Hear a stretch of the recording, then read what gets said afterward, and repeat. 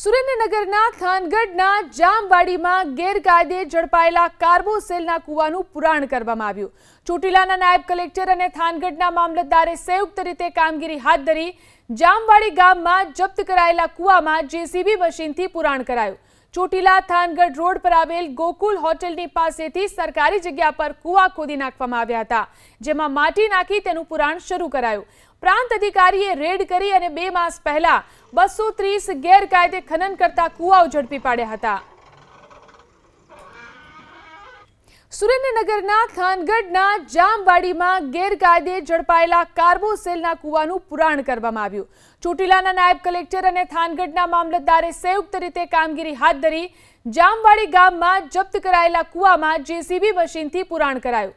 Chotila Thangadh road પર આવેલ ગોકુલ હોટલની પાસેથી સરકારી જગ્યા પર કૂવા ખોદી નાખવામાં આવ્યા હતા, જેમાં માટી નાખી તેનું પુરાણ શરૂ કરાયું। પ્રાંત અધિકારીએ રેડ કરી અને 2 માસ પહેલા 230 ગેરકાયદે ખનન કરતા કૂવાઓ ઝડપી પાડ્યા હતા।